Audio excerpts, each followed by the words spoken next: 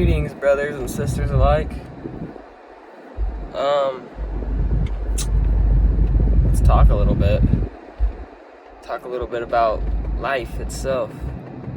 Let's talk a little bit about what's going on. What's been going on for forever. There's darkness in this world. You know, Adam and Eve, they chose sin, often like you or I do. They chose to try to know more, try to be their own God, you know. They wanted to be like God and know the knowledge of good and evil. They didn't want to trust in the Lord and be under His wing. They wanted to step out on their own and try to do it their way. And that didn't really work out for them. Because, you know why? God is life.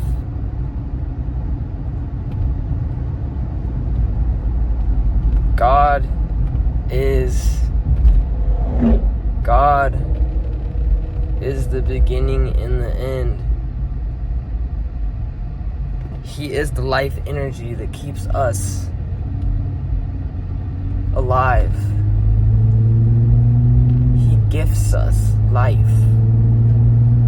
Why turn this around and try to satisfy our own desires? We are not allowing Him to use us. He will use us in mighty ways. It's not like we turn off and go robotic and He controls our movements. But we have certain passions towards things, or certain we're drawn towards certain things. Discernment. We'll feel it in our spirit where He's leading us, what He is wanting us to do, what He is wanting us to say. Coincidences may occur. God can speak to us through any medium that He chooses to. You could be listening to a song you heard 100 times, and all of a sudden this time it hits different, and you're like, this is God speaking to me through this song. Or you could be watching a movie and relate to it, and God could teach you through that. God, there's no limits to God. You can't be like, well, God can't do that. God can do anything that He wants us to do. He could pop up like a hologram in front of everyone and say anything He wants and get everyone to believe in Him in the snap of a finger. But He wants us to want Him. Our desire to want God causes us to let everything else go. Thinking about life as a whole. When do you do that? When do you look back and think of what could have been? At a family member's funeral? In a traumatic event? When you move cities? Sometimes we're so caught up in the moment and so caught up with our plans and so caught up in fun and caught up in work, caught up in school, caught up in friends. We don't really take the time to sit back and think about things from a wider point of view. We don't necessarily think, what could I have done different? What should I have done different? Where did I go wrong? But when you connect to the Lord, He'll show you these things. You'll be uncomfortable at your at the lows that you have had. By lows, I mean the sins that you have chosen. Because you can't just be like, well, if I'm a sinner, I'm bound to it. Sure, we all make mistakes. That's the point of, that's why we're sinners. We can't be perfect. But to say, well, if I'm a sinner, I sin. You choose to sin, though. You choose. Every decision that you have, you choose to do that.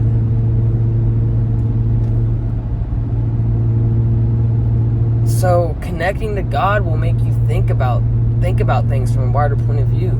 Should you be going to see your grandma more and spending more time with her because she's getting older now? Should you be spending time with your grandpa because to build that relationship? Should you be appreciating the sacred things in life that you have, like family, the things you've been gifted, the people who need you. Don't have the focus so much within that you're thinking, what do I need? What do I need? What do I need? Because at a certain point, we aren't here to live alone. Even God said that a man needs a companion, needs a woman in his life, needs marriage. Now, not every single man needs marriage, but like God said, it's not good for a man to be alone. We are social beings. We're created to communicate. The fact that we even have language, the fact that you can even understand the sounds coming from my mouth is nothing short of miraculous. We have so much potential for what we could do. Get with people, create something, inspire others. Do it for the glory of God, the glory of being free. Show people what it's like to be free. I like to skateboard. I like to play music. I like to exercise and work out. Like, these things are only for my personal health and my relationship with God, but it also is like a ministry towards others, saying, well, if you're free and get out of your mind, you can actually conduct yourself in a way where you're harnessing passions and getting better at them. And it's all for the purpose of the Most High, because without Him, without Jesus' crucifixion, without Jesus dying on the cross for my sins and taking my chains away, would I ever be able to have the courage to turn on this camera and even speak a word? No, I wouldn't. I'd be embarrassed of myself. I would never be embarrassed of the Lord, but I'd be embarrassed to put myself out there. I would be timid. I would have fear of the world. That's what your relationship with God does. That's what Jesus does for us. It says, you don't have to fear the world because I overcame it. I have no fears in this world. I can do all things through Christ. I have the freedom to do as I want. I'm not letting my thoughts of what others think or anything like that kind of sway me away, because that comes from the enemy. I know where it comes from. Recognize the thoughts that come from the enemy. If you ever are sort of timid or afraid of like what others think of you, others' perceptions, getting caught up in your own perception, thinking, oh, this person doesn't like me, anything that sets like standards or sets labels and confines things down to like a small like circle, that comes from the enemy. There's freedom. You can do all things. Radical transformation is possible. How can you radically transform if you wake up every day thinking of yourself as a perception? How can you ever have a radical change if you don't let go and allow God to use His infinite ability to infinitely change you? Because if you wake up every day with an ego, or you wake up every day with a conception of yourself, you're selling yourself short of the kingdom. If you wake up every day like, God, use me, God, I'm yours, like, He'll transform you. And He'll show you how great that you are, how great that you can be, and how great He is, most importantly. So the enemy likes to confine things down to a small circle. And the same can happen with our lives. Like, you think of the infinite possibilities that you could do. You want to build a business, or you want to start a brand, or you want to get into fishing, or you want to spend more time with your family. Like, there's so many things and so many experiences that we could have that sometimes we don't even know where to go about with it. Things just happen. Like, I'm passing a Jeep right now with 2 kayaks that they're towing behind them. And, hopping in a kayak and going out in nature and with friends, family, whoever it might be, or even yourself. That's quite an experience of life, don't you think? But guess what the enemy has done? There's all these apps, there's all these phones, there's all this technology, there's TV, there's easy entertainment. Don't allow yourself to be easily entertained. There's a whole entire ocean that you could fish in, but you fish in this little tiny pond in your backyard because it's easy. But what if you want to have more experiences?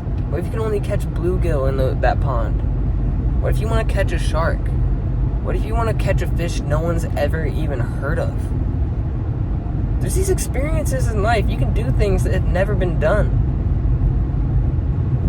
Don't get so laser focused on social media. Don't get so laser focused on your shows, your Netflix shows. Like earlier, I did say that God can speak to you through any medium as possible, and if shows aren't like completely against God, and there might not be anything wrong with watching a show. It's between you and the Lord, because you can take stuff out of it. You can enjoy the creation of others,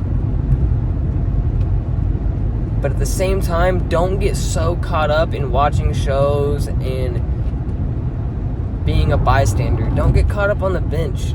Check yourself into the game. This is life we're playing here.